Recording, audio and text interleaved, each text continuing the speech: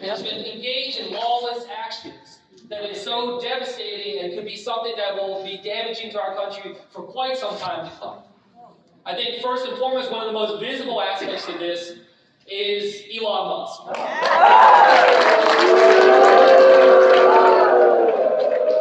We cannot have a situation in this country, and again, I hope this is something that we can agree across the board, where we have somebody who is simultaneously trying to dismantle our government while also running businesses that are got billions of dollars in contracts, while running the largest super PAC in this country right now and threatening elected officials to be able to do, saying that you have to vote this way or that way, otherwise I'll fund a primary against you. That is something, again, I hope all of us across the political spectrum can recognize is wrong. Elon's a parasite. In terms of how this is unfolding, what we see is this devastation towards our government. And I say this as someone who worked in 4 different departments and agencies in the federal government, the executive branch before. I understand there are things we can do to try to make things more effective, more efficient, try to address waste. I think all of us can agree with that. Yeah. If you go to your average American, you can say, oh, do you think we can, maybe we should trim some money out of the government or make it a little smaller? A lot of Americans say, okay, that sounds good. But what I want to express is what is being talked about in terms of the guise of efficiency. It's not about that at all. It's not about efficiency. This is about trying to push a very radical and extreme agenda that is really trying to reshape the ability for the government to be able to provide for the people. And I'll say this into a place that hopefully we can very much understand. But for instance, I worked very hard alongside many in this county to be able to bring a brand new VA health clinic here into Ocean County.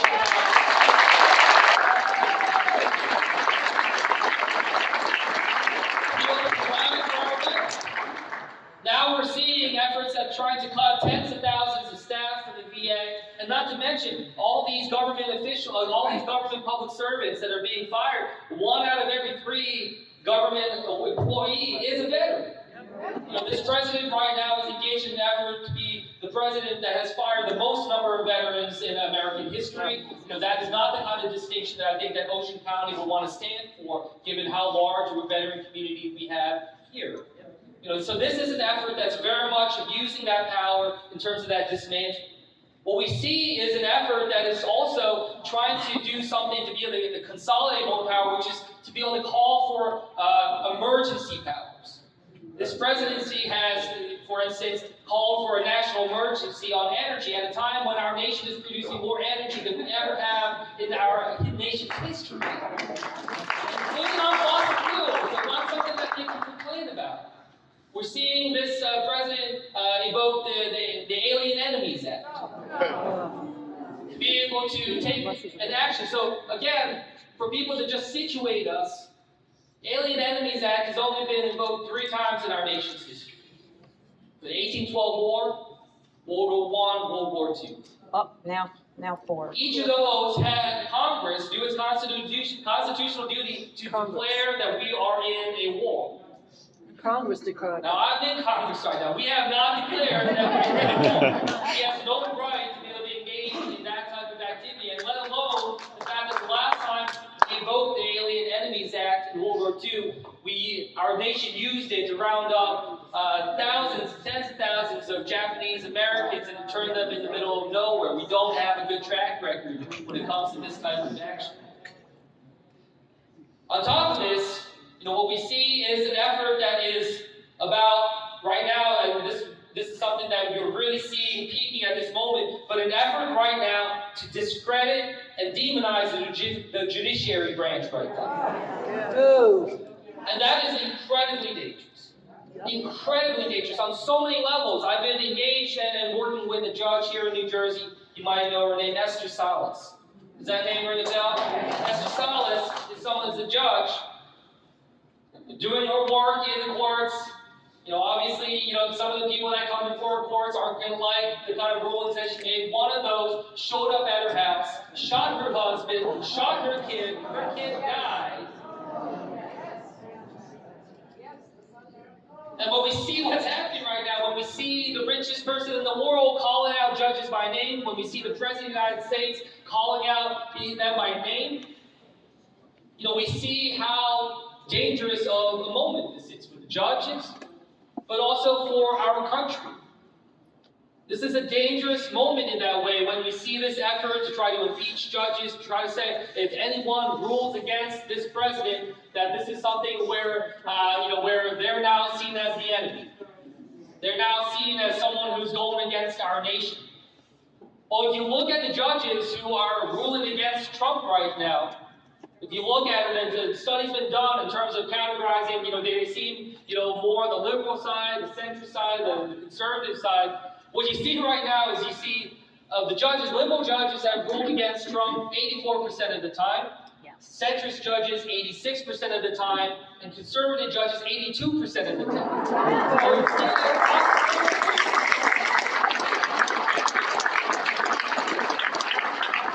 So you're not seeing a situation where you're seeing this being based off of partisanship or in that way, or who's appointed them. In fact, the president is wondering why it is that he's being ruled against on such a high level when things are taken to courts. The very simple answer is he needs to stop breaking the law.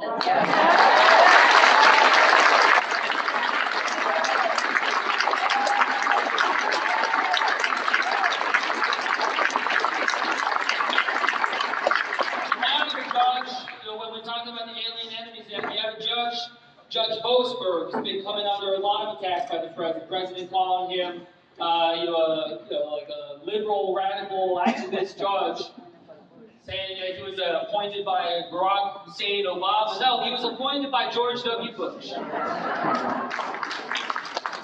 that, yes, was elevated by Barack Obama, was also elevated by Chief Justice Roberts in different roles.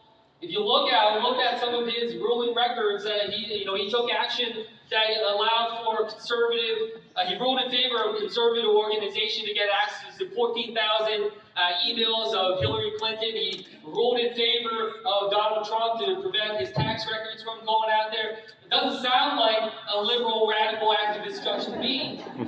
So these are the types of things that are undermining our judiciary, and we are at such a fragile time because we live in the time of the greatest amount of distrust in government in modern American history. And when you see what happens when you try to discredit the legislature, that's what led to January 6th, right? You see that kind of effort to discredit that and discredit our ability to be able to follow through with the Electoral College, and you see that same kind of effort now strategically and purposefully trying to discredit another branch of government that is about trying to consolidate power into the executive. The second thing, number two, is that this president is using his power of the executive that is causing direct harm on the American people, as well as retribution against those that have different opinions than those who stand up to him. And that, again, as someone who worked in diplomacy, traveled the world, I worked in authoritarian nations before, that's what you see there. You don't see it, you shouldn't see it here. And that is something, again, I hope people across the political spectrum can understand that they would not want, a Democratic president to be taking these same types of actions against. And I think that that's something I hope we can recognize is going way too far here in that way. When we talk about the retribution, we're seeing, firings from the Department of Justice, from other types of agencies and departments, based off of whether or not they've taken actions that the president disagrees with. We've seen business community. I've talked to a lot of business leaders that are terrified right now because they see how this president is calling out and targeting individual companies, law firms, and other organizations by name, trying to destroy their businesses. Trying to do that and trying to then, just cut some deal with it. He can extract something from them in a tit for tat. And it's just that's the kind of thing that's just creating a chilling effect across the business community.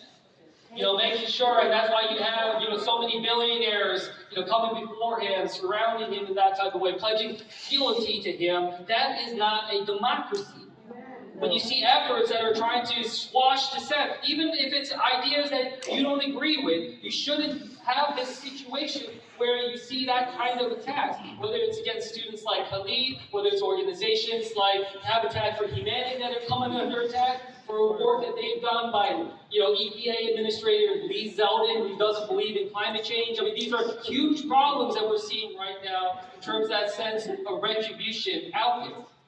And that's something that, again, I hope we're able to understand is a huge problem. And as we see when it comes to the direct harm, as I told you about the VA, when I told you about, so many of the other, challenges that we face in our government to be able to provide services to that, this is something that is visible right before us. We can see the harm that is being done to people across this country. And that's why, I'll be honest with you, that's why I could not support the continuing resolution that Speaker Johnson put forward.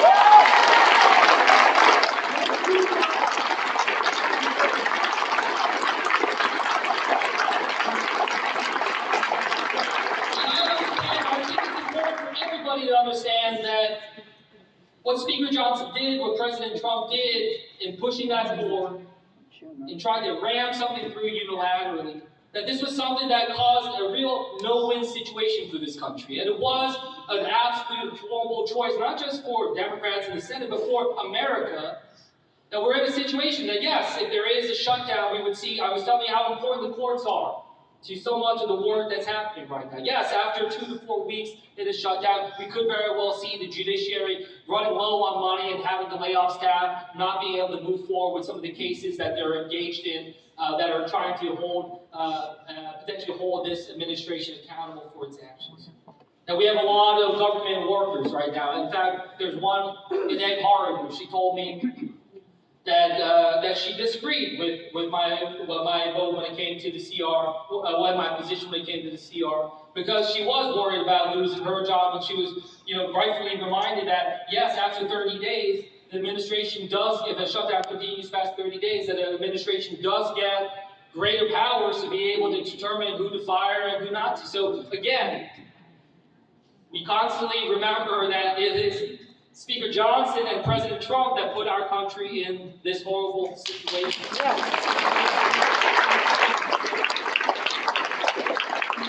The reason why I couldn't support it is because right now we're starting up another appropriations process, gearing up for September with the end of the fiscal year. What's going to stop them now from saying, oh, we can just run over them again?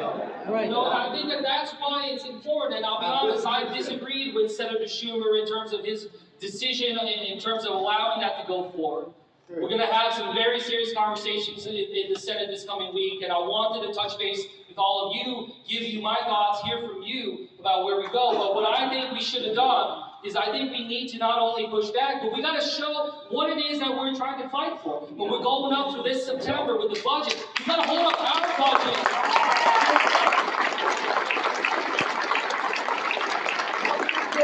We got to show and say this is a budget that is about protecting health care, about protecting Medicaid, Medicare, Social Security. This is a budget that's about protecting people in this nation, making sure that they can be able to provide all people, everybody. Not just the billionaires, not just trying to push things and trying to cut things so that they can get the biggest tax cut that they've ever had. And I think that's what we need to be doing. It is pushing for, not just being reacting to the Republicans and waiting for them to set the table. Right. We need to go on the offense. We need to show.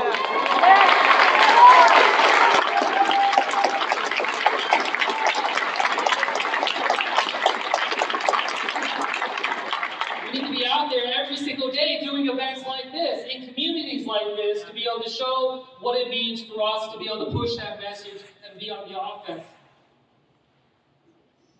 A third thing here that I'm very concerned about, and many of you know I worked in national security and foreign policy before. And I did that working under both the Bush administration, the Obama administration. The people in national security, whether in uniform or not, they serve the country. They serve the Constitution. Yes. Their job is not to, again, pledge fealty to an individual president. It's to serve our nation, serve our Constitution.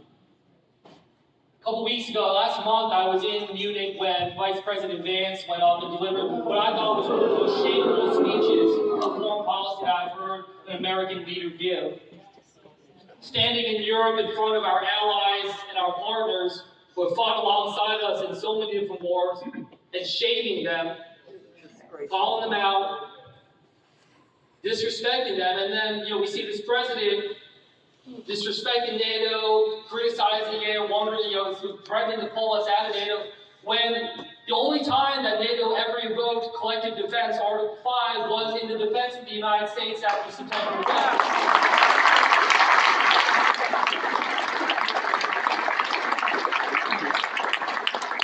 And again, across the political spectrum, and I appeal to Republicans, in Ocean County across the way, is we have always, as a nation, stood up united against our adversaries, especially against Russia. Yeah. We should not be capitulating to Putin, because again, that's just going to make Putin stronger. That's just going to make him think he can get away with more and more. Yep. What we're seeing right now, whether it's that disrespect in the Oval Office when Trump was meeting President Zelensky, I just met with President Zelensky a couple weeks ago. We should be honoring their commitment to stand up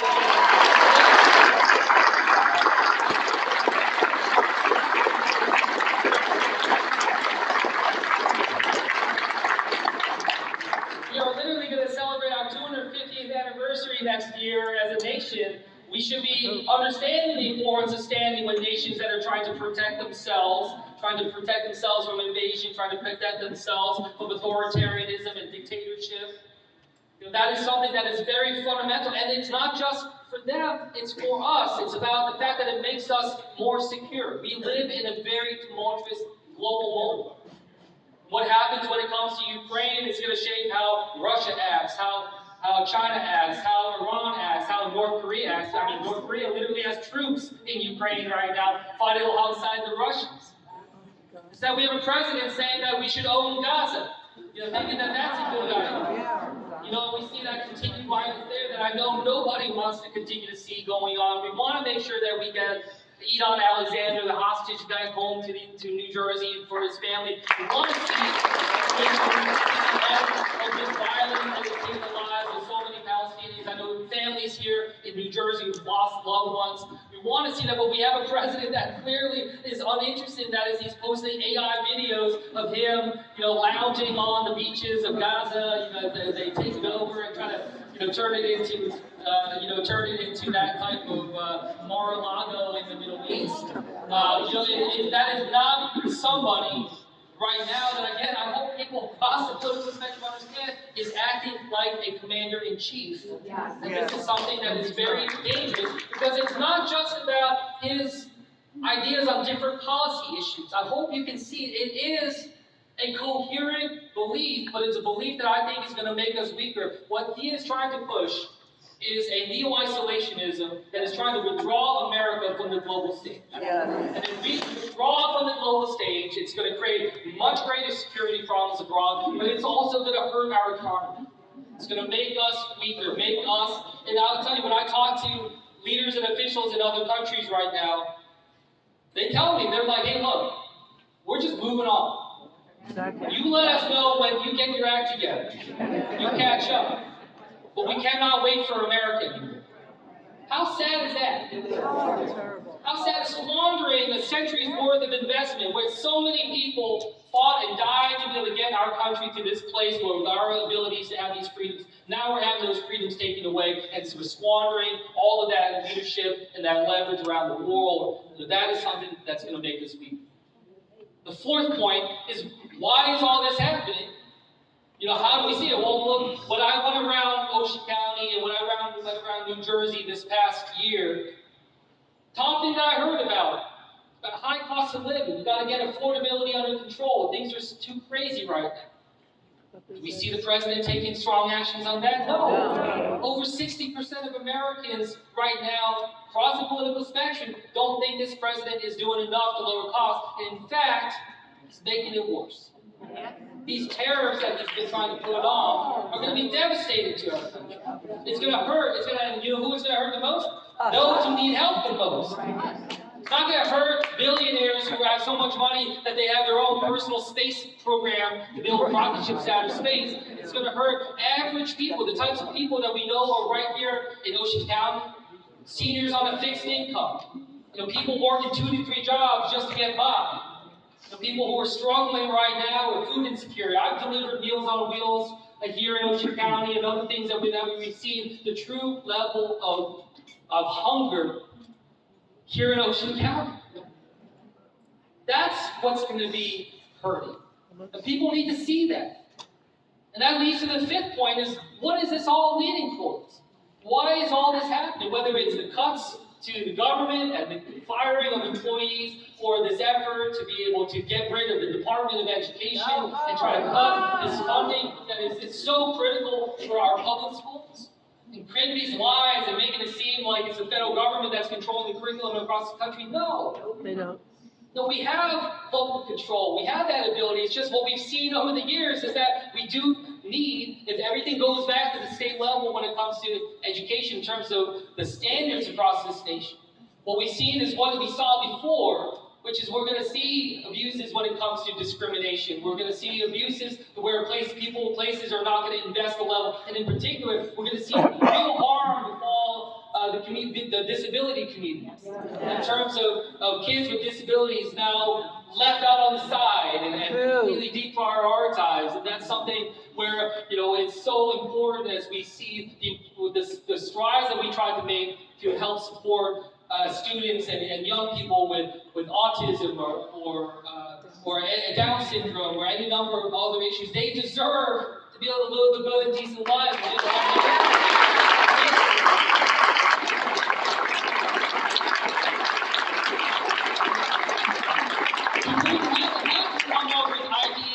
And programs in every state and every community was doing it on their own, but clearly we need to make sure that they are protected. So why is all this happening?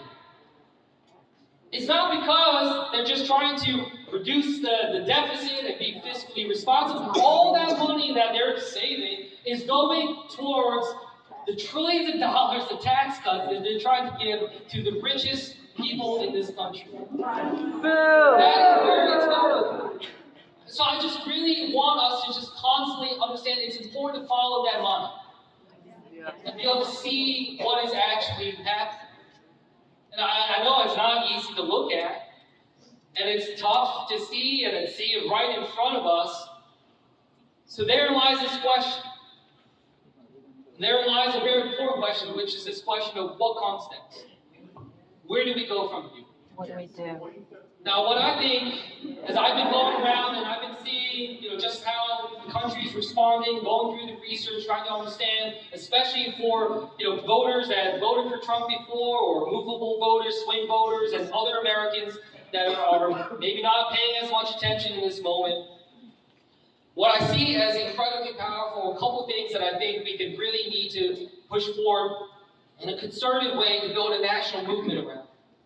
One is, I really do think we need to push forward very clearly and aggressively on stopping these tariffs. This is something that's resonating. This is something where, you know, we already seen Trump, you know, kick the can down the road on some of these, because I think he understands that there's real pressure.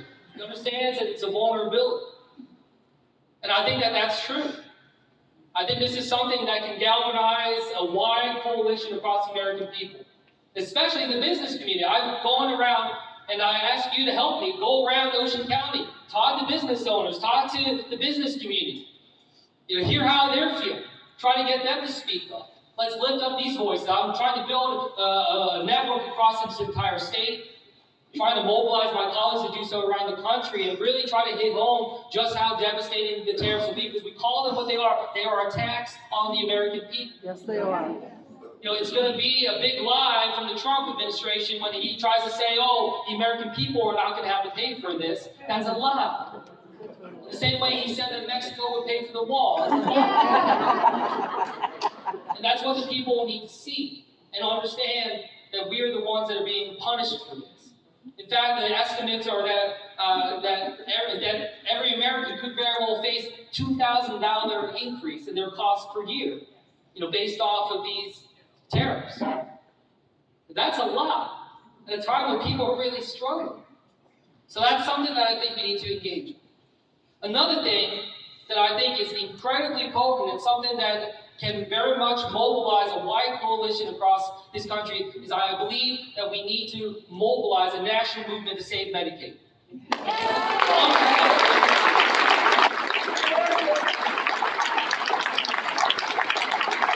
I say that as someone who honestly, in 2017, didn't consider myself to be political, hadn't come to town halls or gotten involved in campaigns. I know a lot of people here probably feel the same. But when we saw a Republican-led Congress and a Trump-led White House push to try to gut the Affordable Care Act, we saw a mobilization. We saw people stand up and say, no, you are not going to take away my health care. We saw a congressman in New Jersey that used to represent this town take action to lead the charge on gutting pre-existing condition protections, and look what happened there. And I think that we are in a similar moment.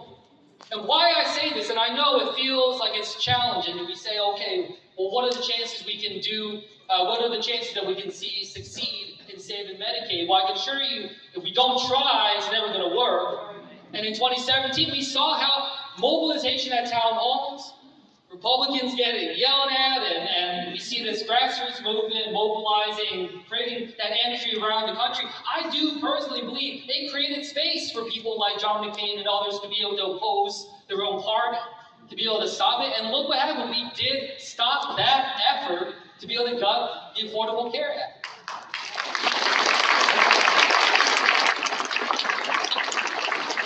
Now, what the Republicans are trying to bank on here, the Republican leadership, Speaker Johnson and others, is they're hoping that, they're thinking through Medicaid, they're like, okay, Medicaid doesn't have sort of the natural constituency behind it of high-frequency voters that you see with Medicare and Social Security and other issues. They're hoping that, there's not going to be this type of national mobilization because, the people that often are in need are people that are low-income, struggling, vulnerable people with disabilities, seniors that have significant health issues and are at nursing homes and long-term care facilities.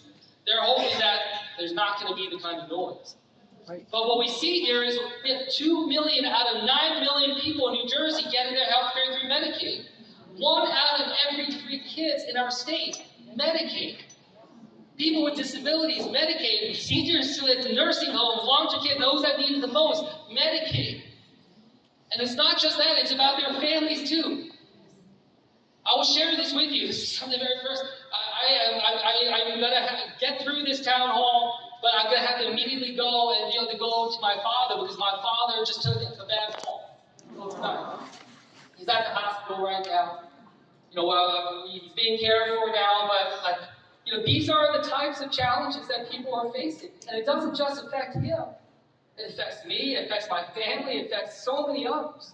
At a time when I'm dealing, by the way, today is his birthday. Not only is he struggling in the hospital by himself right now, but it is his birthday.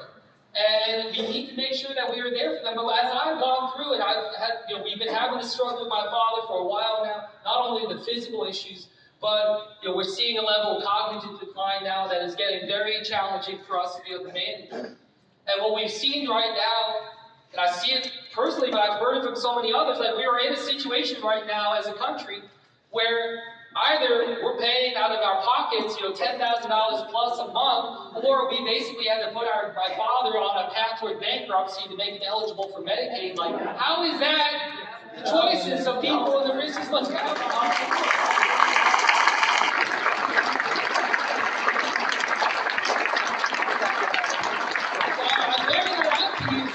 We should save Medicaid, we need to make that mobilization, but we also have to show what it is that we're fighting for and showing that we deserve better in this country. We need to be moving in that direction, not backwards.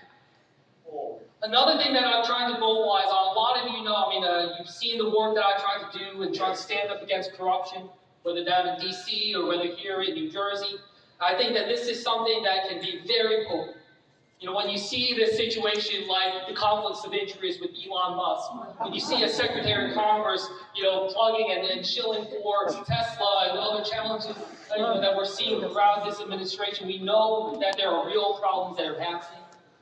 That there are people that are trying to use our government as a piggy bank for themselves, enrich themselves, push forward on the things that will benefit their donors, benefit their friends and their families. That's the kind of thing that I think can, again, appeal widely across a lot. So I'm dedicating a lot of my efforts in Congress, down in the Senate, trying to do these investigations. As you know, again, I said I worked in the executive branch. I got a lot of people I know across the executive branch that are able to feed me information about what's actually happening. And then we're trying to do our best to be able to expose that. So, I wanted to share that with you so you have a sense of some of the things I'm individually working on. And I hope that you support that idea, but make sure we go after the corruption. I do think that's the kind of stuff that can penetrate through. That's the kind of stuff that can really get through and engage and show that this president is not a disruptor, he is a hoarder. He's trying to hoard the power to himself, hoard that power, hoard the wealth for him and the people that are loyal to him. And that is the breeding ground for corruption. Absolutely. Another thing that we need to make sure that we're doing is that we are building a wide coalition. This challenge before us, again, cannot be thought about in terms of just partisanship. In fact, I think that will hurt our ability to be able to mobilize the kind of force that we need to. This is, as I said, something about those who believe in the Constitution and want to protect it, and those who believe that they are above the Constitution and want it for themselves. And that is the kind of effort that I know all of us need to be engaged in as we're going through it. I'm sure some of you know people, myself, I know people, friends of mine, people in my network, that still give in to some of this disinformation that's out there. I'm sure you know it too, right? Let's make a concerted effort to go out there, try to engage, try to do our best. And I hope that the framework in which I'm trying to talk through today can help you think through how you might be able to get through to some of the people that you know. But that is what we are up against. When we see that level of disinformation and brainwashing so often happening on social media, we need to make sure we are taking the efforts. And I'm pushing my colleagues to do a lot more of these. I was told by people in politics at the Capitol, maybe you shouldn't do town halls. But I think this is actually a moment to lean in and to be able to do this type of effort.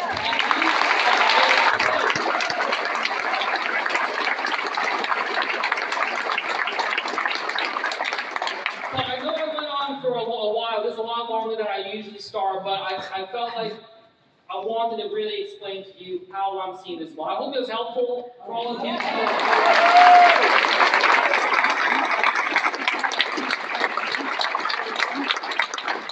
But it's so important now more than ever to stay engaged. So I have to tell you, as I was walking through, reading some of you coming in, you were talking about how grateful you were I showed up. I'm grateful you showed up. And this is something that's so important. Thank you, everybody. Oh my God!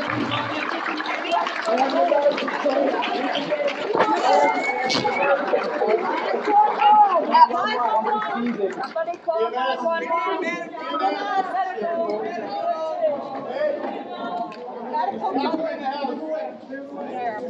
Is anybody here with her? Is she alone? Is she alone? Is anybody here with her? I don't know. So I'm a nurse. Okay. Step back, step back. Your first fellow. She's a nurse. Your first fellow. Get up.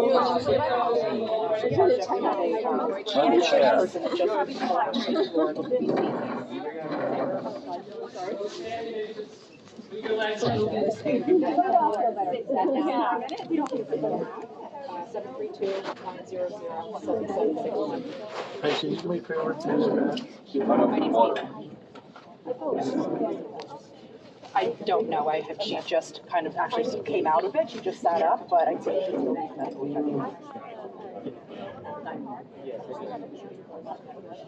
Sheriff's Department is here.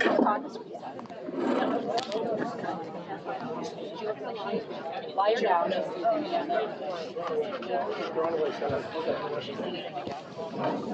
I would say probably 6 to 7. Okay. Taking.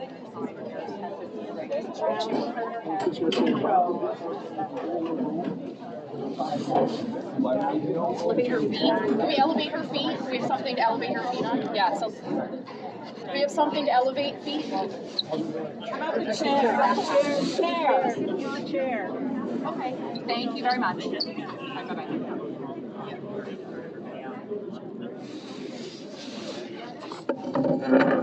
That's good.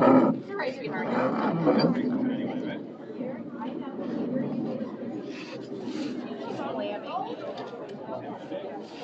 Low sugar.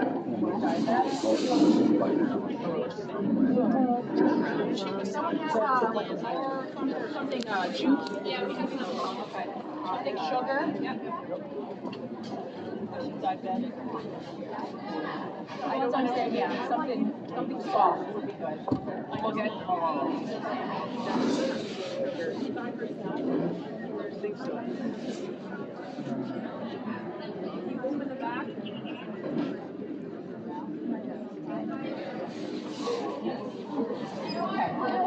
Just relax.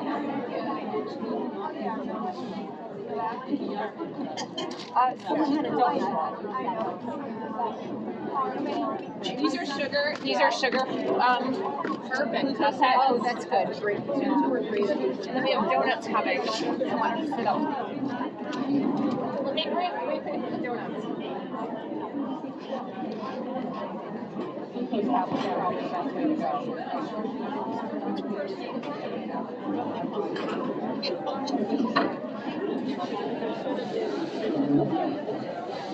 Get it in there now. Do you feel something? Okay. Here, let's sit you up. Just sit up. I'm gonna give you half. For half for now. Good. Here, put this on your tongue. Chew. Right and chew. Just wake it up. Good sugar. Good sugar for you. Oh, I've been there. We've all been there. You're fine. We don't want to take you up there. You can let it go. If I miss, then it's bad.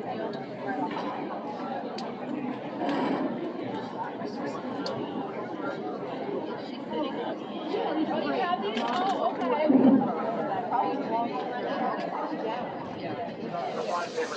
Now, are there regular towels? No, not in there, but what about the kitchen towels? Regular towels? They're delicious. Come on.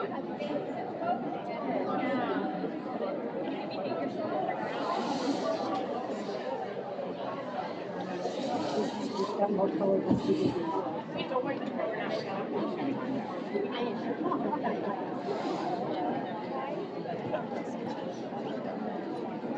I'm gonna trade you. It's got a little bit of the sugar in it. It's not a soluble tablet, so there's still some solids. There's some there.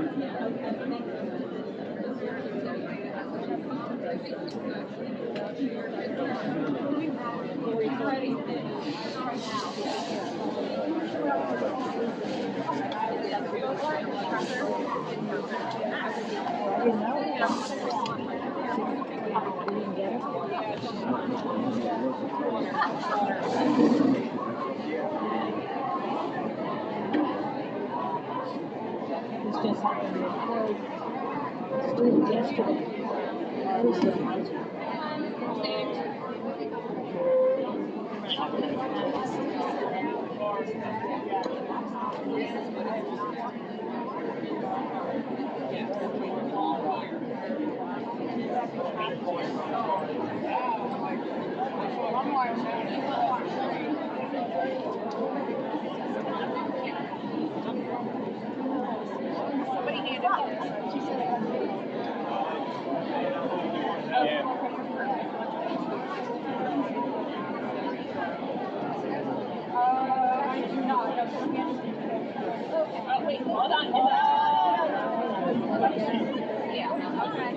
tell my wife that is, you don't know all against the wall? Yes. I'm gonna put my language there for Yeah. She's over here, she's on my left. Steve, you need anything? Hello, how are you? Good thing you're here. Well, you know. Across the street at football.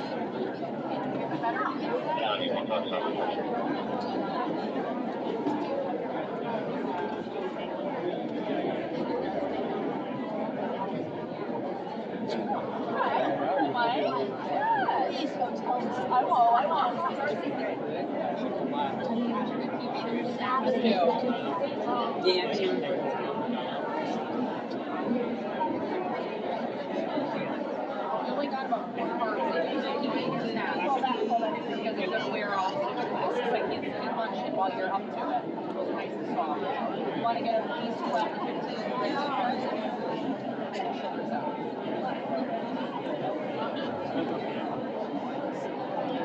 Yes, it happens. It's hot, it's warm in here. Say you ran this morning or you walked a lot, so you burned a lot of calories.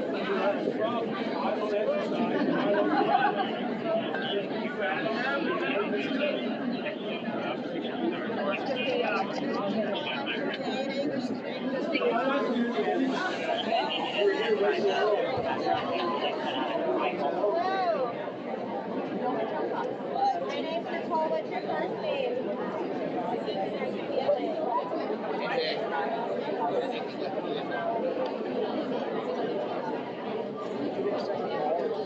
I didn't do anything, I just ran.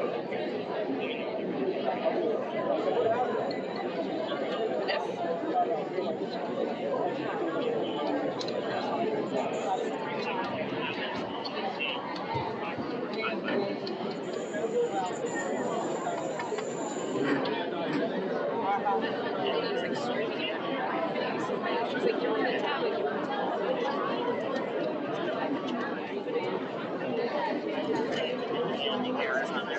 Grab it. How are you?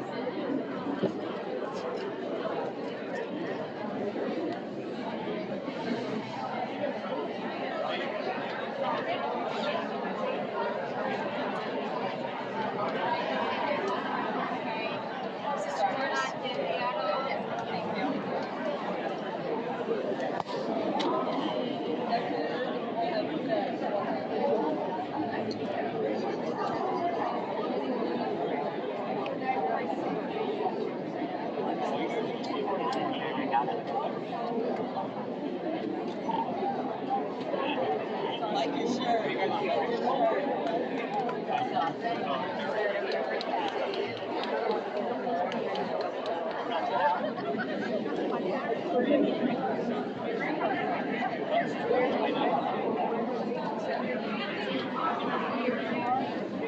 Ladies and gentlemen, just like an announcement, we do have EMS on site, so we got the situation out of control. We're just going to give a few minutes, and then we'll try our best to get restarted a little bit for Q&A, okay? So everyone just hold tight. Thank you. I'm just gonna leave this phone. Someone else comes to the Yeah. This is what. That's fine.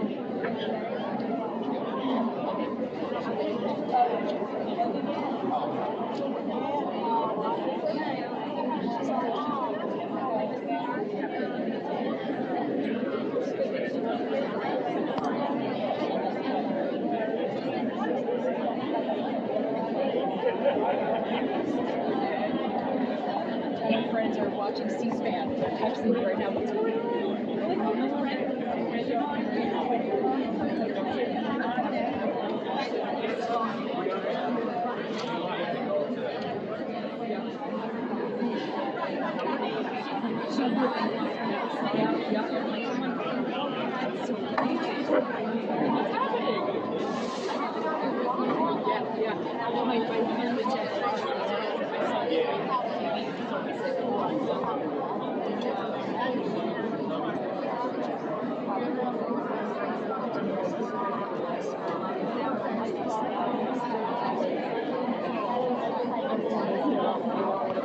I have another one that says, don't look at me. I didn't know. Like, Looking forward to a Broadway show.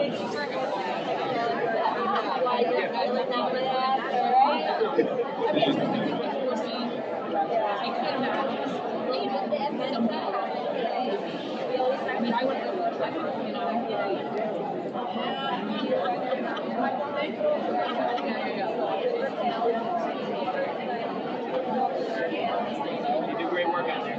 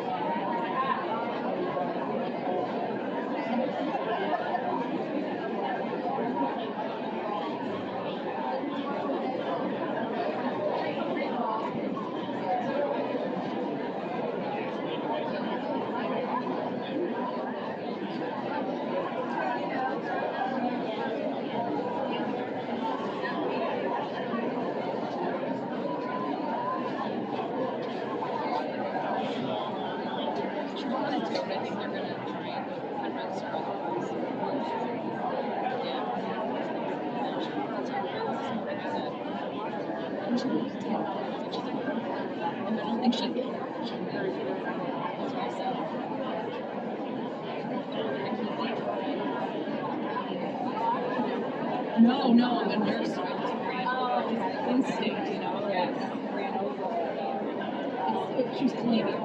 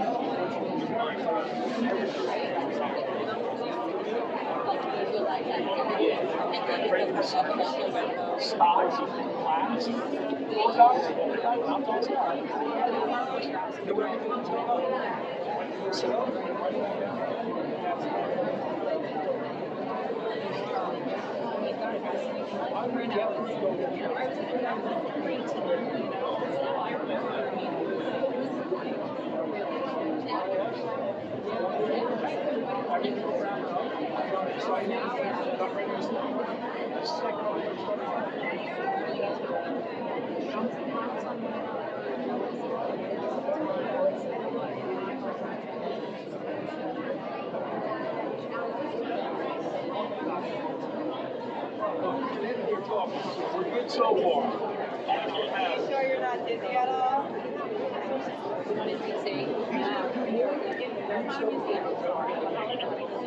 It could be something very silly.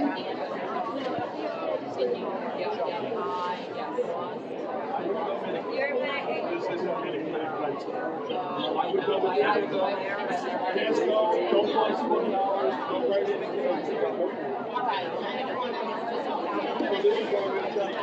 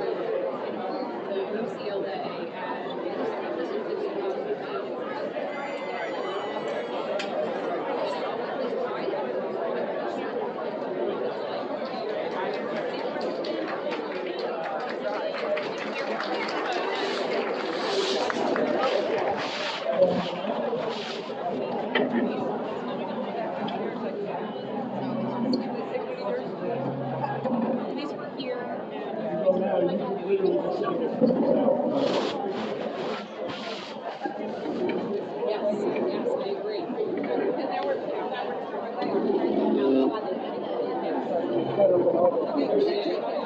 So I just kind of kicked it back and out of the way.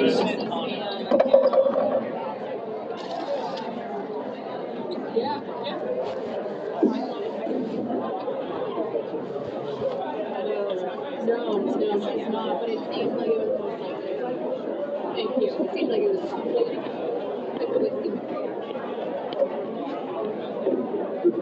Okay, so we think we can get back to it? Absolutely. Okay. Okay. Why don't we get back to it?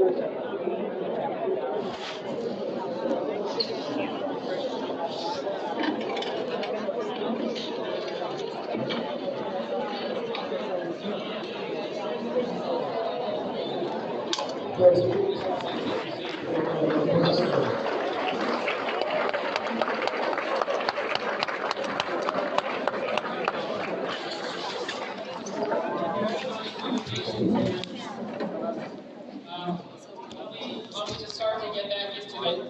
We'll do questions two at a time. So we try to, I'll stick around a little longer. We'll try to get through as many things as we can. So my team will be coming around. Keep your hands up. So Andy, I just wanted to ask you, how is like the Democratic Club, you can help in certain situations that are coming up? I teach second grade and you were saying you had a 7-year-old. I had a 7-year-old boy come into my classroom the day after Trump got elected, and he said his mom and dad sat him down and said that they don't know when it's going to happen, but they have to go back to Mexico, but they're not sure when it's going to happen. He came in and he said to me, he was crying, and he said, "Can I hug you? Because I don't know what day I'm ever going to see you again." Thank you for that question. Will you take one more? Yes. I'm a school teacher who's disabled. It's very difficult for me to stand here because I'm weak, but I knew I had to come out. I just could not come out. When I heard the Speaker of the House say he wants to do away with separation of church and state, and his reason for it was, you don't understand what the Founding Fathers really meant by it. And I thought, oh no, he does? So we've been doing this wrong for 249 years? We've been doing this wrong? I do not know where my country is going, and I am scared to death. And then the thought of the way the Republicans are just, hopefully not all of them, just smirking and making this like it's some kind of a joke, when it's not. I'm disabled and I'm concerned for my life. And I used to be a teacher and I'm concerned for the lives of teachers and children in this country. But I am beside myself when I hear people like Mel Gibson and Tucker Carlson say, "Daddy's home. Daddy's home and now he's in power and he's going to spank you." This is not a game. This is our country. And he is not my daddy who's in the White House. He is not. And this is your daddy. Your daddy is drunk with power, full of rage, and has a godlike complex. And my daddy, comes from heaven. Not from here, not from the White House. And what's most disturbing about all of this, is the distortion of Christianity. This is not what Christianity is.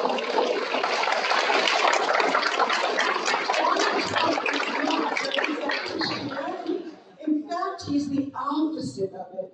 The scripture is very clear. The words that come out of a man's mouth say what's in his heart.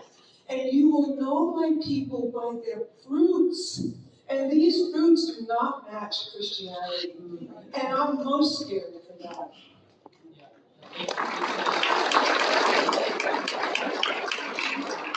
And thank you first of all, thank you for coming, even though it's difficult to do so. And you speak with just such raw honesty. And I think it's something that has been a lot of us, this sense of just how bored our country has become. Not just in terms of the policies, but just in terms of how we're treating one another. Like, how have we become this nation just filled with anger and rage? A nation where we lose sight of the fact that we're part of something bigger than all of us. And instead, it just has gotten ramped down to just this tribalism, this narcissism, this self-interest, and selfishness. Again, that's not the America I want to raise my kids in. And it's a tough thing for me to, I grew up revering the office of the presidency and revering this. I remember the first time I ever getting to walk into the Oval Office, being just in awe of it, and now having to explain to my kids, do not mimic, do not emulate, do not look up to this man in terms of his character, that we have gotten to this place.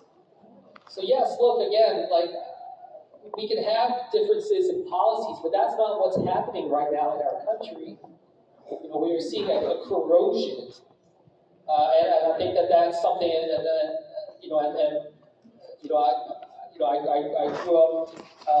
My family is a very religious family, and when I don't bring it into my work much, but when you think about what's happening in terms of Medicaid, when you think about what's happening in terms of look out for those who need support the most right now. The efforts that are going to try to, they're trying to gun Medicaid, also cut SNAP benefits. And, where is that sense of charity for all? Where is that sense of looking out for each other in that type of way? And instead, we've gotten to this point where we're scapegoating people and saying they're the reason why you're suffering and dividing us in that type of way. When we are a nation where there's enough to go around, and the billionaires are sharing with the rest of us. Instead, we just see that hoarding and that corruption of the American dream that used to be about what my parents said, which is about trying to just make sure that the next generation, your kids, can have a better life and more opportunities, that sense of progress. Instead, it has been about how many yachts can you buy and how much greed can we consume and hold on to. I think that's something that is deeply sad about our society. So thank you for raising that. I think a big part of that is we see, for instance, with the immigrant community. My parents immigrated here 50 years ago. Grew up in a war zone out in Korea during the Korean War, sought refuge here to be able to build a family. And that's what our country has been about. It's about giving that sense of haven, giving that sense of support. And now we, in our society, in the year 2025, we have families here in New Jersey, around the country, that are in hiding. Not going to get their health checkups. The FQHCs and federally qualified health centers are telling me how quiet things are. People not going to get health checkups, not going to schools, not getting education for fear of being separated, for fear of being deported. These are not the criminals. I think we can agree that, we have people who are violent criminals and others, but we're talking about people who are just trying to seek a better life, and we should have the types of support in that. If there are challenges, if there are questions, give them due process, go through the means with which our Constitution allows, not just citizens, but everybody to be able to benefit from. So thank you for raising those important issues. Why don't we do another round? Can you assure me that my body, my choice won't change New Jersey?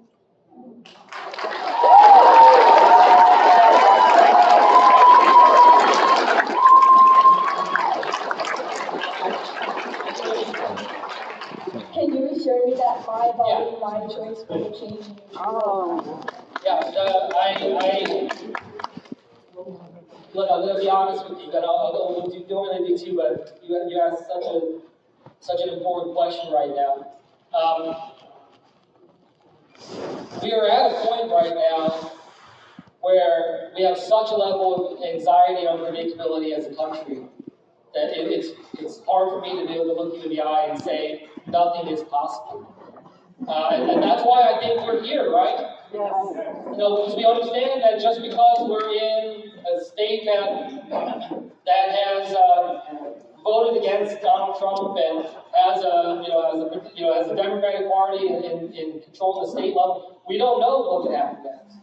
And that's something that a couple fronts, what we see is, look, if there is a push at the federal level that could supersede what happened, and also, I mean, look what just happened with the Supreme Court.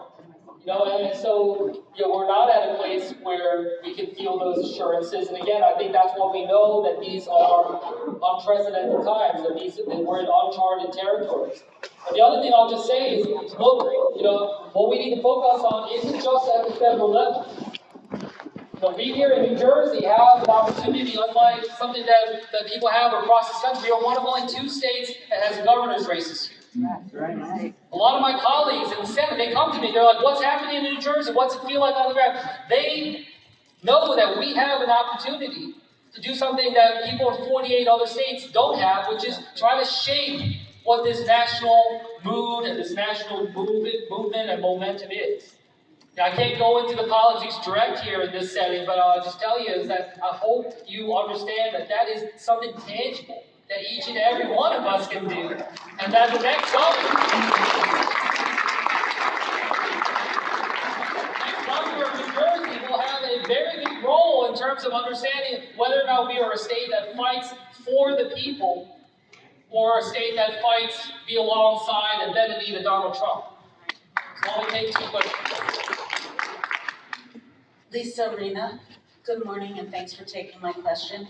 Senator Kim, you voted against the Protection of Women and Girls in Sports Acts.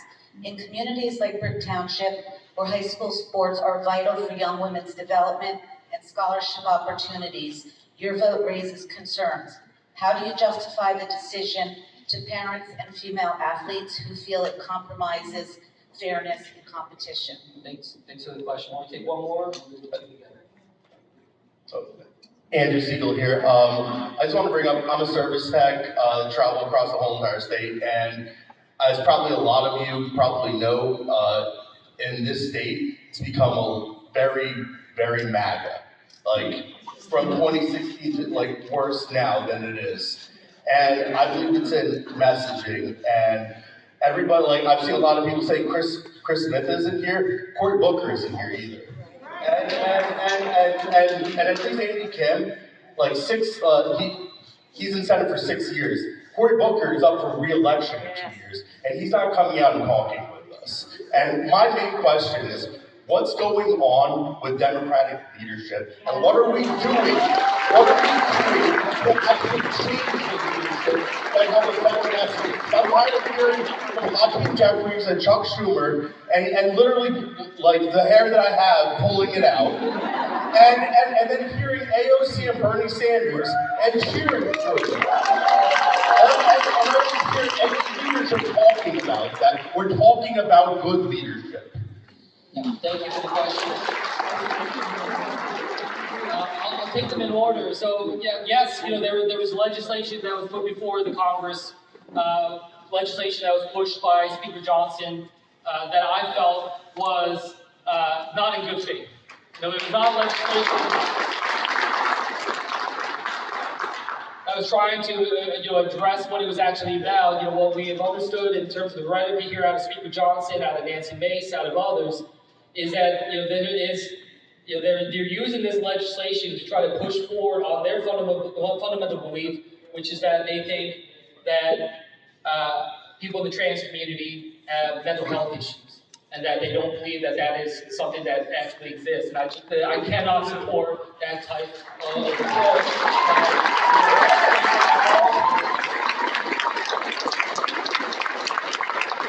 Both from my own personal friendships, but also the people that I've met, and the sheer fear that so many in the LGBTQ community feel right now, that is something I felt needed to be stood up against. And that is not the way in which we engage, and we are instead should be pushing forward on the Equality Act and making sure that there are civil rights be afforded to people when it comes to gender and sexuality. And I think that that is hopefully something that we can recognize. So yes, I understand. When they give me a piece of legislation saying it's about one thing, when I know it's about something fundamentally different, that is not something I can support. When it comes to the Democratic Party, when it comes to what I'll say is, I am proud to advise my partner, Cory Booker. He is somebody that is fighting for New Jersey. Where is he? Yeah, I get it. No, let me speak if you don't mind. Let me speak. I talk to him on a daily basis. We're planning things that we can do both together and across the state of New Jersey. You know, he is somebody that has a big microphone, a big effort, and you were talking about how you applaud Bernie Sanders and AOC for going around the country right now and mobilizing outside of their state. Cory Booker is somebody that can lead in that way too when you're looking for Democratic leadership and you're seeing that. Sure. So I just, no, please. Yeah, no, but it gets to the point. I just want to say, look, you know, my job here, I'm not here as somebody who is, trying to speak on behalf of the entirety of the party. In fact, many of you have seen me stand up to the Democratic Party here in New Jersey. Call out and we recognize that, look, this is not some static organization. This is something that's very well up for grabs to be able to shape, and I think that's why it is that I stepped up to run for Senate. I do think we need to make sure that we have new voices in the mix, that we can try to have that sense of energy where it goes. I'm glad that I was able to double the number of millennials in the U.S. Senate, the Democrats tonight. Push forward what I believe is there. We're going to have some very tough conversations back in the Capitol in the coming week. And that's why I wanted to talk to all of you first, hear from you, but also share with you some of the things that I want to see us do, like that national movement to be able to save Medicaid, fight back against the tariffs, to root out the corruption that we're seeing right now, and the other things on that level. So I'm not going to sit back and wait for somebody who, is in leadership to say, this is what we're going to do. I'm going to just do my thing here and show proof of concept. I'm here to show, not just to you, and not just to people in New Jersey, but people around the country, that we should be going out to the community, going out to the people, having these town halls. My ability to do this, I had a lot of colleagues of mine say, well, tell us how it goes. And I'm going to tell them it went great, because that's our job. We got to get out there.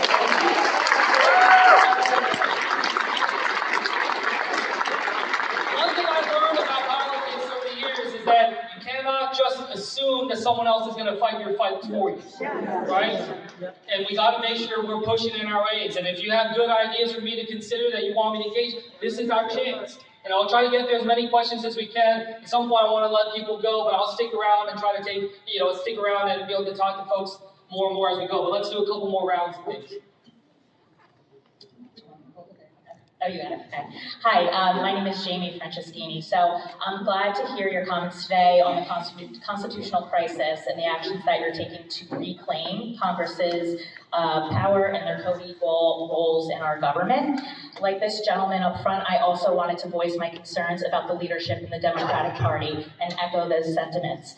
I never really called myself a Democrat. I consider myself an independent and really a Democrat by default, because the GOP has demonstrated that they are just willing to trample all over our Constitution and the values of this country.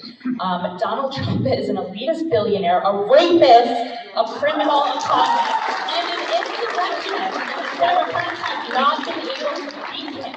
What world are we living in here? The corporate Democrats care too much about pleasing their donors and billionaire friends and are not aligned with progressives, which have been fighting for change most Americans want, regardless of political affiliation. The return of free and fair market by busting large corporations' monopolies, holding governments accountable to the people, getting rid of government corruption, aka Citizens United, living wages, so people can afford just to get by. The Democrats need a united and laser-focused message on affordability and the billionaire takeover of our government. Democrats need to become the party of the working class, otherwise, what are we doing here?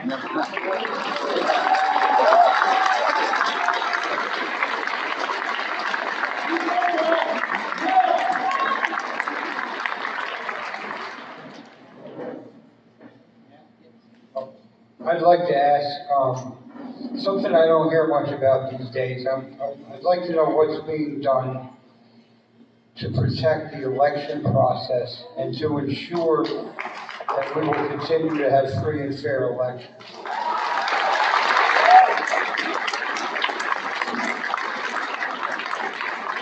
Thank you for these two questions. To the first question, I think that actually connects very well with the previous question there, just about that sense, of showing, what I was saying earlier, like showing what we're for, showing that vision, and right now, we cannot just say, oh, we're against this CR, this bill, but, about pushing forward in terms of that vision. I think, that's what's going to be able to counteract this weaponization of fear that we see with Trump and with Musk and others, pushing forward in that way that's very much trying to divide us and trying to unify and give a sense of how lives will be improved. We have taken actions, in terms of our efforts to be able to fight climate change, lower healthcare, but we haven't done enough. But the things that we didn't message good enough. We didn't go out there and actually be able to connect the dots for people in terms of what was actually improved and how we can do better by that. And I think that that's something very clearly needs to be understood and needs to be internalized and needs to be pushed forward. This is not by accident that this has happened. We've seen the far right for years and decades be planning out what it is that they're trying to achieve.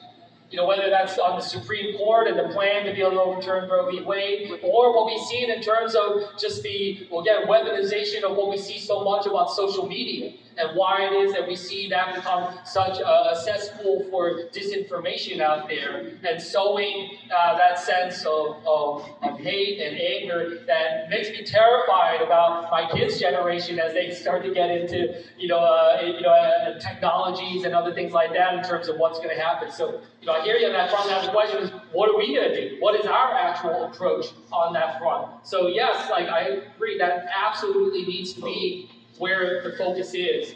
And I hope you've seen in me as somebody who's been really trying to think through this here in New Jersey, trying to think through what it takes to be able to stand up to that, but to look at our work, not just as legislators, not just as people in politics, but people that need to help galvanize a movement here in the United States that is going to have a wide coalition that's going to break down not just in the tribalism, but be able to have that accomplishment going forward. And a big part of that, is about trying to mobilize. And one of the biggest things that you can mobilize on is about free and fair elections and trying to make sure we're protecting that. That should be something essential. Again, I've worked and lived in countries that don't have democracy or have failing democracies where, people risk their lives to be able to have free and fair elections. We take it for granted. And we see the problems that are there. And I know, someone was asking me, how do we make sure Elon Musk doesn't get into the voter data? How do we make sure that we don't see this kind of erosion across the board? We need to make sure we understand those vulnerabilities and be able to protect it. And I have tried to push forward legislation that would make sure we can have more secure machines, that we can have the kind of process here in New Jersey, and we need to do better here. But we need to, again, understand, there, it's about 50 different states. It's about every part of our country that's running things independently. That leaves a lot of rooms for vulnerabilities. So that is something that we need to make sure that we're prioritizing. But the other thing I'll just say about free and fair elections, free and fair elections isn't just about the machines and in the ballot box. It's the woman here hit it nail on the head. It's about how Citizens United has corrupted our democracy. And how do you have that sense of fairness when you got billionaires that can create these super PACs that are able to blanket the airways, spread their disinformation, and it gives them such an advantage. I often say it's like playing chess against someone with all the queens. It doesn't give the fairness that are out there. We need to have the ability to have campaign finance reform, to be able to fight back against Citizens United, to be able to engage in many different ways, push back on the special interest. Probably the most popular piece of legislation I ever introduced was legislation that would ban members of Congress and senior government officials from owning and trading individual stocks, for instance. And that's the kind of reform that we need. You deserve so that people know, that the American people know that their elected officials are working for them, not just trying to pad their own bank account and be able to increase their stock portfolio. So another round. Senator, as you know, we have about 200 people that could not make it inside, so we actually have some questions from outside, and then we'll do another round of two inside. Yeah.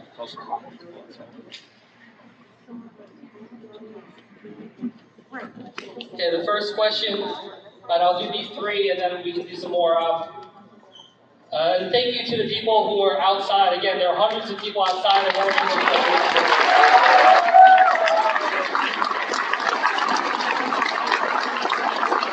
Did you ever think you'd see that in Ocean County? 10 o'clock in the morning on whatever day of the week this is, I don't even know. So thank you everyone outside who's been listening, huddled around the speaker out there. It says, as a nurse taking care of patients with Medicaid as their insurance, what will the government do with these patients once we stop funding Medicaid, once we stop funding Medicaid? Another question, many in nonprofit, education, and public service are losing their funding and jobs. How will you and the Democratic Party fight for them? How can you take steps to protect the progress against the progress that's been eroding our work on HIV/AIDS through PEPFAR, which is the President's Emergency Plan for AIDS Relief, the Department of State, Global Health, and USAID. Something that I think is very critical. Maybe I'll take it in reverse order just real quick. So I don't know how many of you know this, but 21 years ago, my very first job in the federal government was at USAID. And I was proud to be a part of an organization that is part of our fundamental foreign policy in this country. And I always try to express to people, it's not charity. This is about our global leadership. This is about how we try to mobilize and be able to build forward. I don't think anyone can say that the Marshall Plan was just a throwaway that we shouldn't have done. It helps our strategic interests. And when we're talking about, for instance, PEPFAR, this is in the continent of Africa. Right now, the continent of Africa is having the highest level of growth in the entire world right now. In the year 2050, they're going to see, I think, about like another billion people. We're seeing an unbelievable level of growth. That's where the workforce in the future is going to be globally, and a lot of issues. It's good for us to be able to engage, to be able to build that. And PEPFAR has been one of the most successful programs, actually started by George W. Bush, a Republican, and somebody that has really, we've seen this engage under both Democrats and Republicans. I actually had written down a quote. Let's see if I can find it here. Because I thought this was a really important thing to just kind of remember. Because when I worked at USAID, it's in the Reagan building. It's in the Reagan building for a reason, because Reagan, when he was president, he said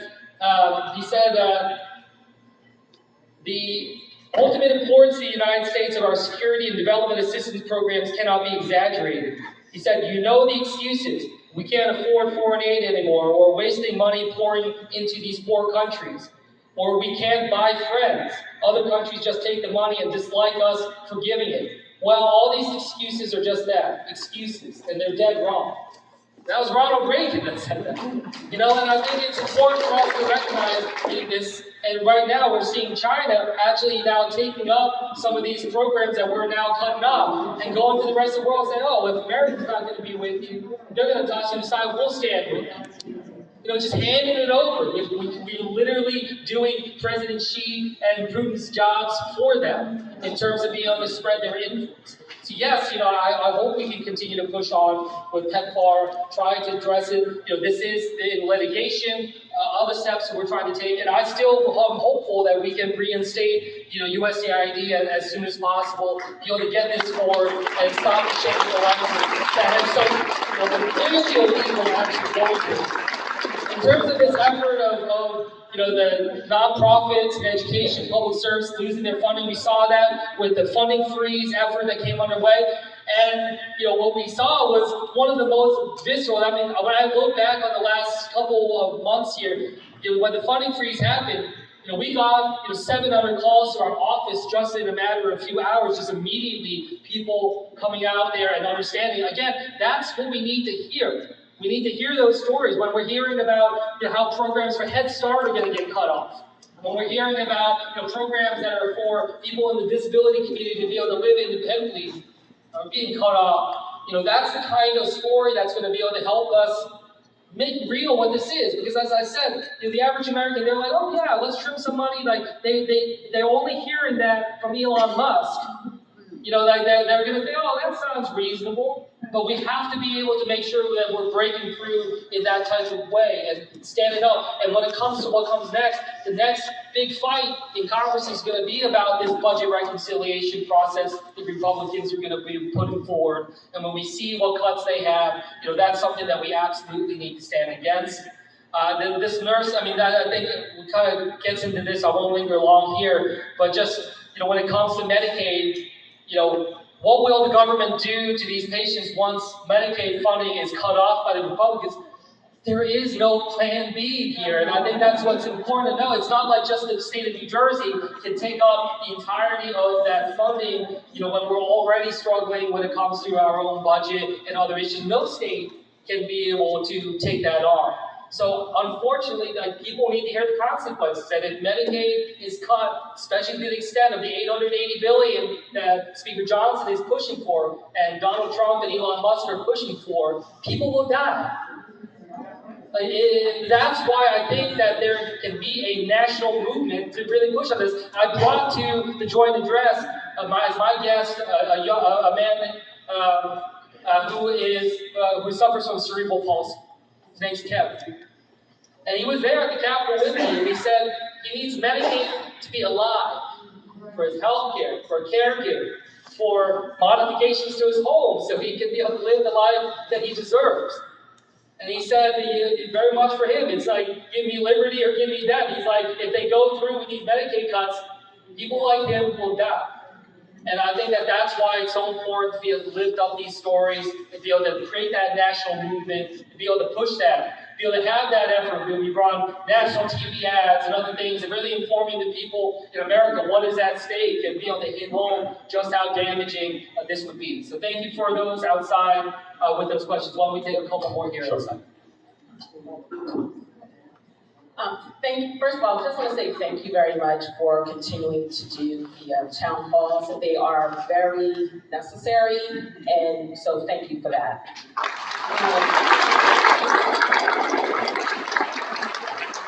One of the things that you were saying is, I do believe the messaging that you're talking about.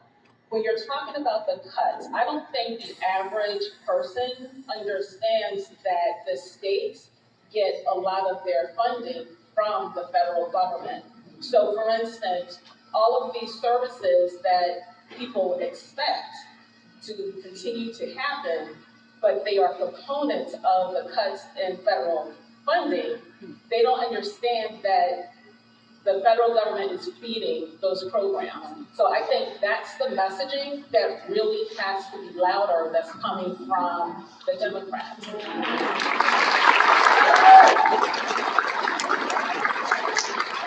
And I happen to be a federal employee.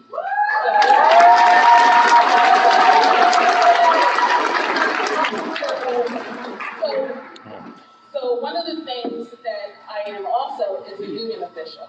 So we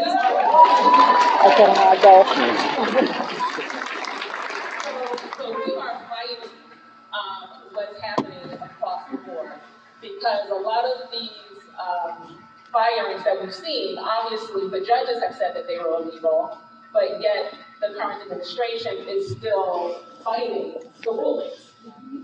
So one of the things that I do want to say is we have to understand that federal employees are taxpayers too. So we are not just little pawns on the chessboard. People who have lost their job, some people are in the midst of medical procedures, some people are in the midst of mental health issues. So these are real people, real lives that are being affected. And when we talk about, and my agency is talking about a 65% cut in spending, that means that a lot of the support that we get is just not going to happen. So my question, here's the question. So what is Congress doing about the misuse of appropriated funds? Because they have to be able to see that since the Congress actually passed the bill, signed by the president, the money should be spent as it was intended to do. So how is that going to be dealt with?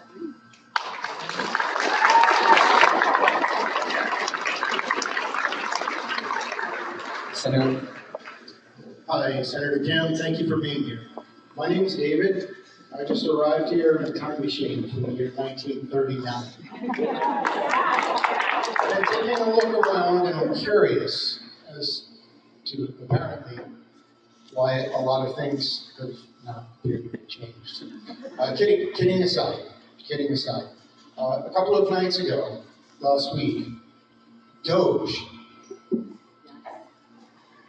invaded the U.S. Institute of Peace. Barely reported in the press here. The U.S. Institute of Peace, with the aid of D.C. police, they ransacked the office,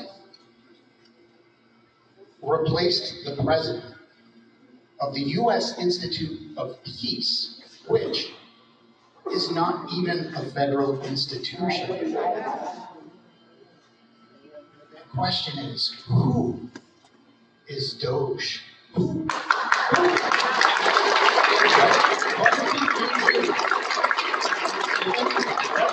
can you do on our behalf to find out where is the transparency? No, it's true. I mean, as I said, I used to work at the State Department directly across the street from USIP. And, I have a number of people who work there who have been texting me, telling me about this. We're now pushing forward on litigation efforts to be able to stop this, but the absolutely illegal actions that were taken. In the same way that, I was there on the day that they shut down the Ronald Reagan building and prevented USAID workers from going in there. Again, those are the doors I walked through 21 years ago, and then now I was stopped by a guard who said that he was instructed to not allow any workers to be able to get to their desk. And I asked, instructed by who? Who is giving these orders? Who is it that's engaged in this? And we're tracking down, we see that, Doge is part of the executive office of the president. They are under the White House jurisdiction. And that, that is something that, again, Congress did not give powers to the White House to be able to take those actions over entities, departments, agencies, and institutes that Congress set up by law and federal statute. So that's exactly the lawlessness that was out there. And exactly. And then what do? They fire the inspector generals right out of the gate, right?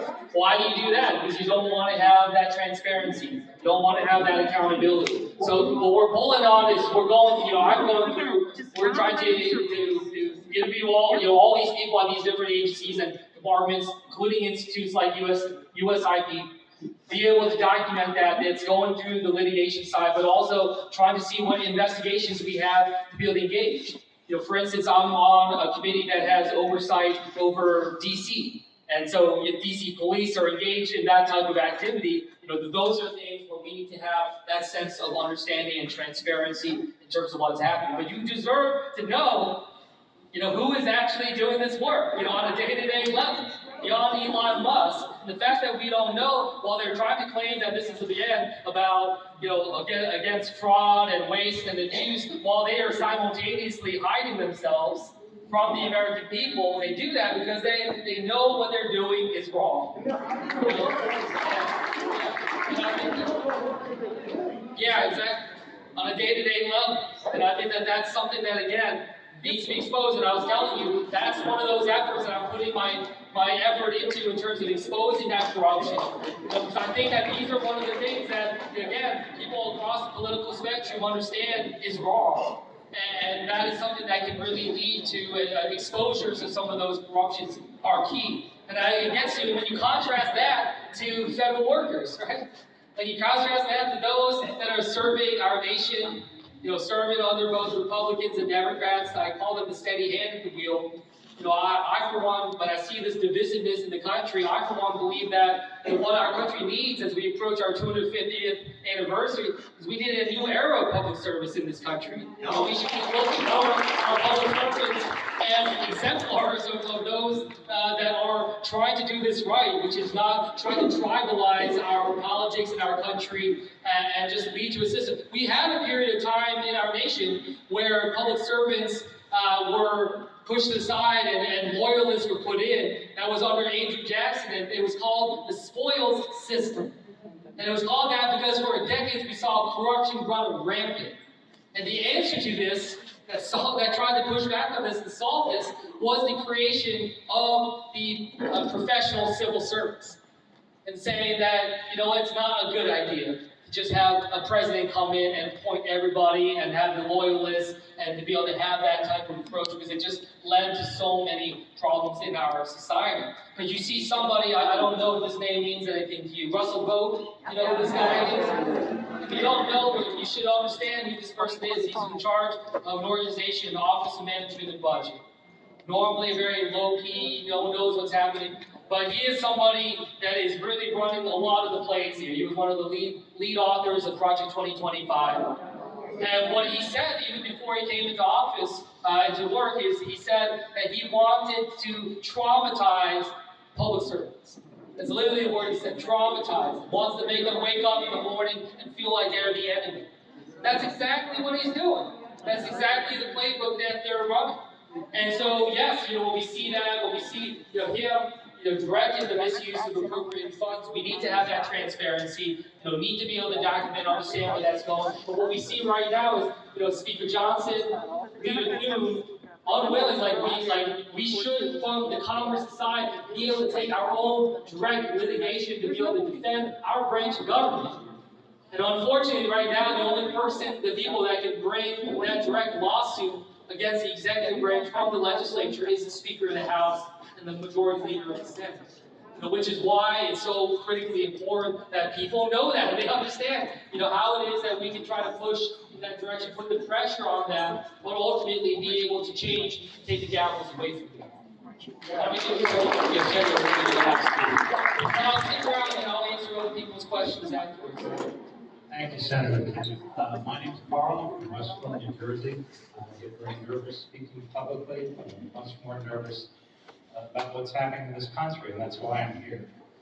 And I would like to know, what can I actively do other than go and march and protest to work against Trump and his un-American agenda? And what can Congress do to make sure abuses of power, like those Trump is committed, cannot be committed by future presidents?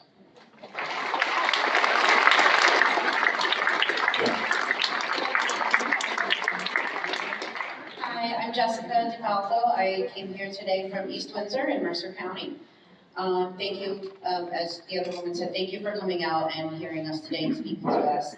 I have two questions. My first one is, you spoke about Democrats having to be on the offensive. And my question is, how many times is Trump going to do one of his illegal executive orders, things that we know have to be done through Congress, but how many times are you going to let him get away with it before he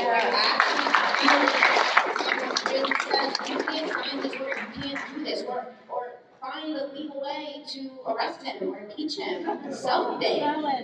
And my second question is directed towards our grassroots movements in New Jersey. So, have you heard of 5051? And will you support us at our protests? We need our elected officials to come out to these events to help us And if anyone here hasn't heard of it, NJ 5051, and you go to Linktree. So, thank you. Thank you to those questions, somewhat similar there, and I thought the gentleman over here did a great job of public speaking. Thank you for that. And that sense of what can you do?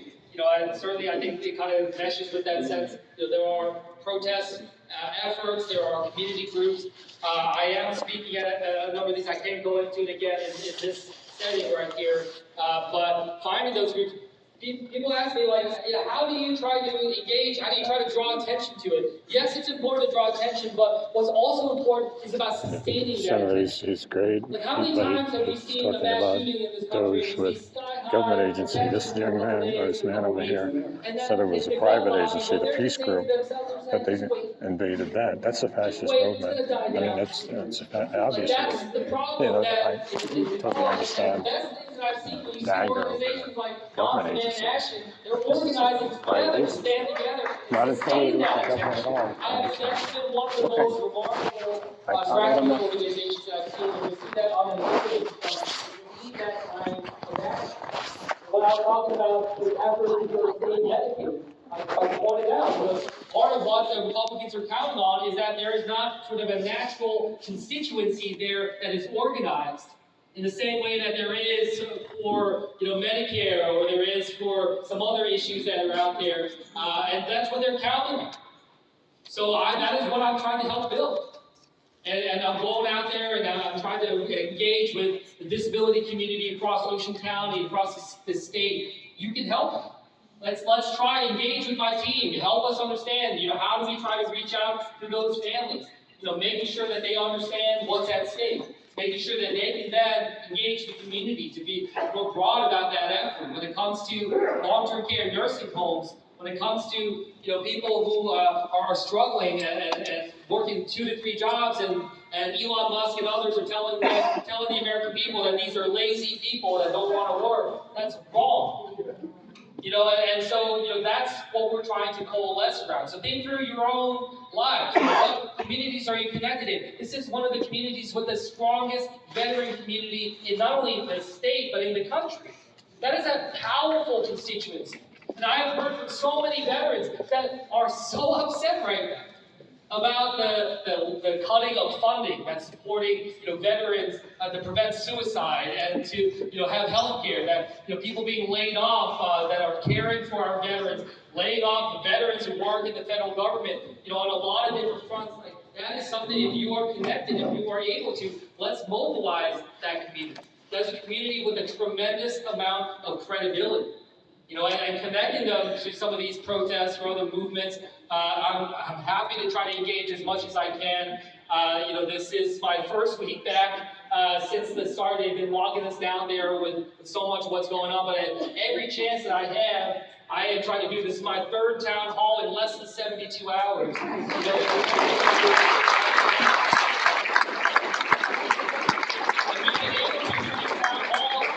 Talk directly just in the room, close to 1,500 to 2,000 people just in a matter of a couple of days. We're going to continue, and I'm going to continue this across the state and bring in some of my colleagues to be able to do that at the Senate and House level levels. Please support that and continue to grow. The other thing I'll just say, in terms of the Congress side, yes, you have every bit as much right to feel frustrated right now. You do. And I know that is there. And again, I'm not here to defend that. I'm here to listen to my bosses and try to make sure that I understand your level of concern, the anxiety that's out there, show you I am very worried as well, which is why we need to make sure that we are pushing on with every tool that we have. I wish we had many more tools than we have, and that's something that we're going to try to build towards as well as we go through the elections that are coming up. But again, like I said, I'm trying to make sure that people are paying attention to what's happening here in New Jersey this coming November. It's going to be critical. That has national implications, building towards 2026.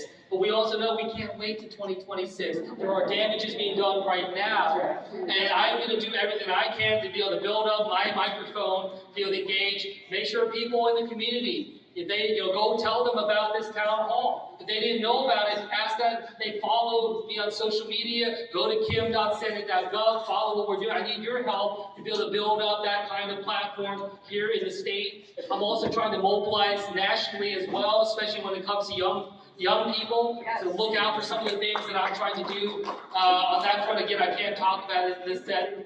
But there's a lot there that we need to be thinking through and thinking outside the box and not just thinking about this in terms of our normal efforts. So look, again, I promise I get people out, so, and I do need to try to go see my dad at some point if you don't mind. But I'm willing to stand here and take some more questions from folks that want to come on up here. But thank you so much for coming on out.